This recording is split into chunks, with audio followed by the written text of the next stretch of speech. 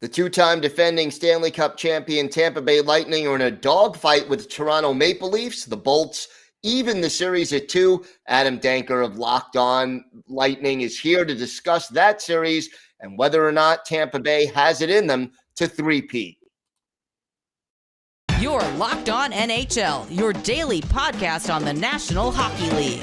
Part of the Locked On Podcast Network, your team every day.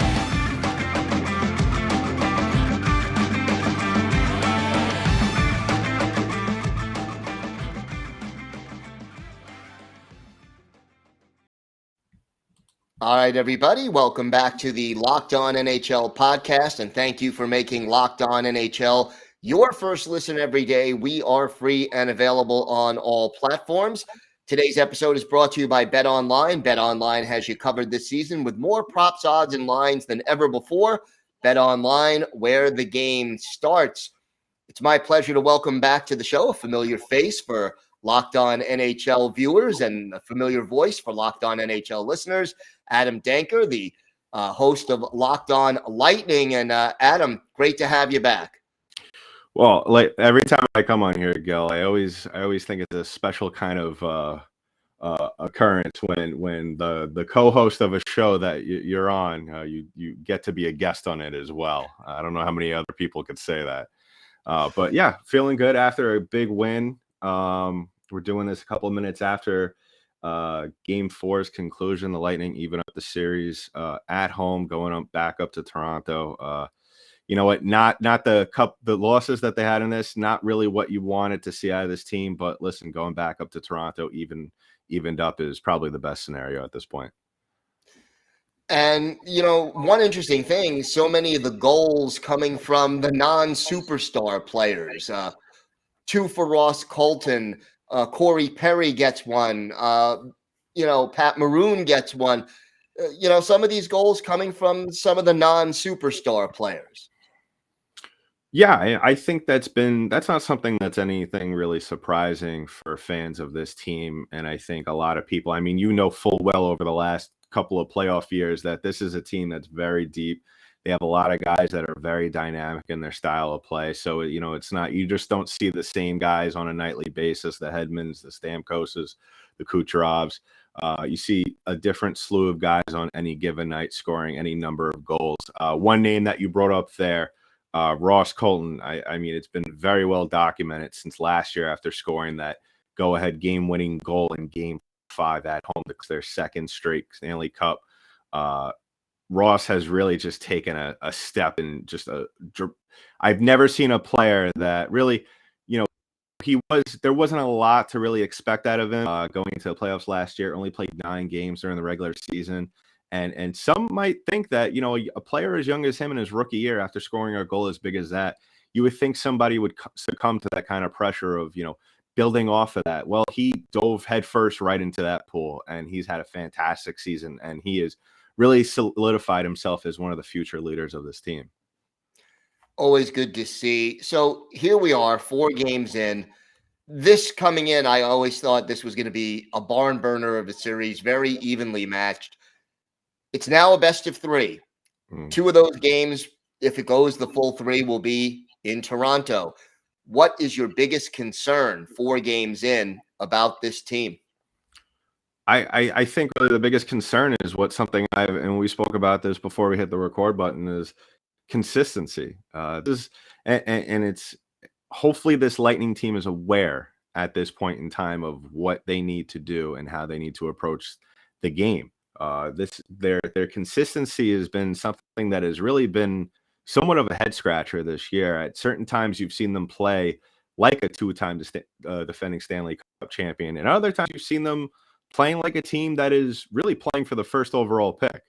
It's very strange. So they really like to take the Jekyll and Hyde identity to a whole nother level, and really coming out and I've said it on my show, what the key is for this team, and we saw it tonight perfectly in the first period, is don't try and win the period. Try and win the first 5 minutes, and try and win the next 5 minutes after that and after that. And we saw them go ahead and do that, and that resulted in a 3-0 lead heading into the first intermission. And that's really something that the Lightning need to do And when I really stress the word need, because when they go out there and they assert themselves, they are the best team in the league.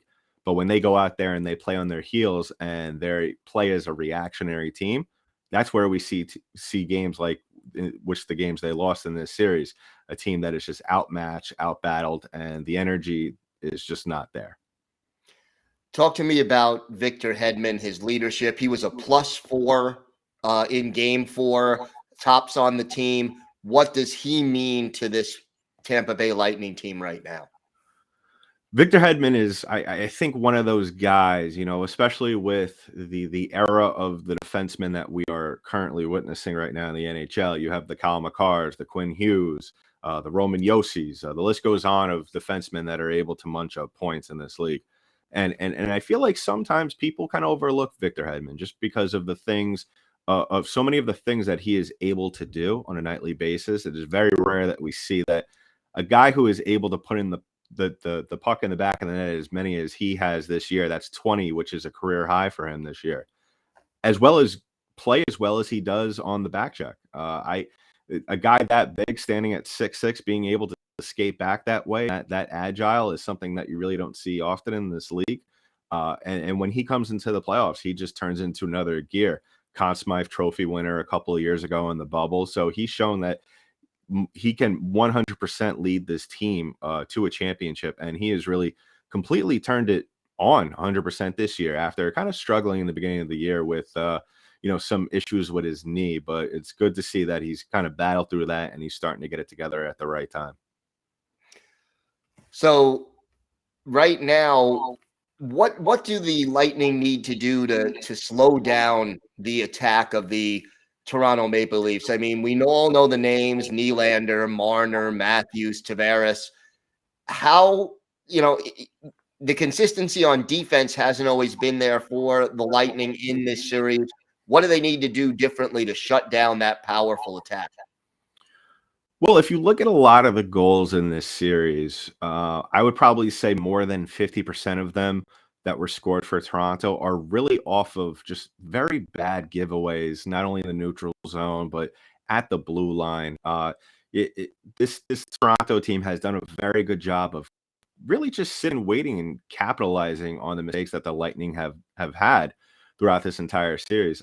It's just one of those things where really all the Lightning could do is just minimize the mistakes. Don't take a lot of dumb penalties. We saw a couple here in this game tonight where really you get the intent and you love the energy, but just, you just don't need it in that time.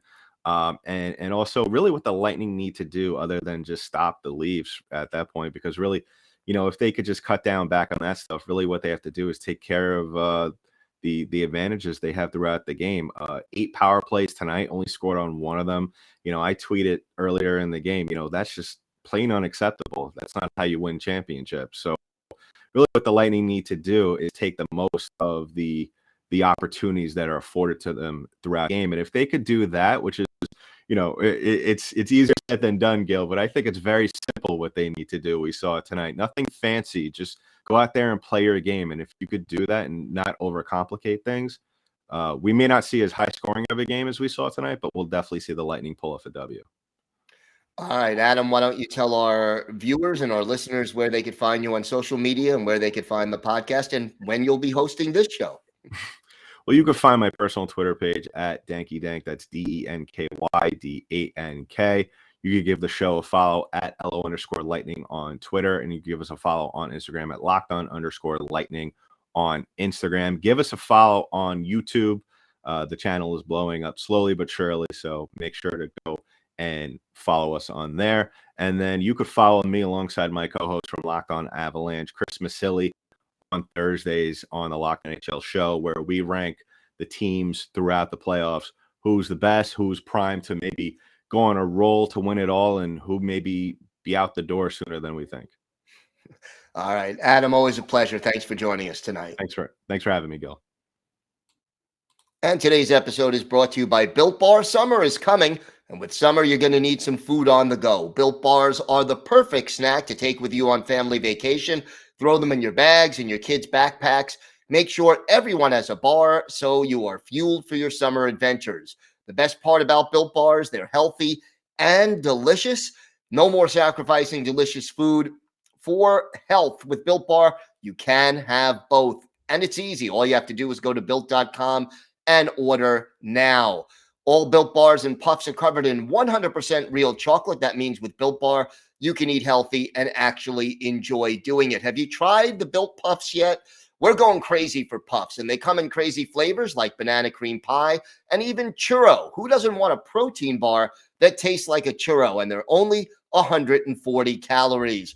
Most Built Bars contain just 130 calories, only 4 grams of sugar, and 4 net carbs, but they pack 17 grams of protein. Compare that to a candy bar, which usually has around 240 calories, 30 grams of sugar, and dozens of net carbs. Go to built.com right now. Use the promo code LOCKED15 for 15% off your order. That's promo code LOCKED15 for 15% off at built.com.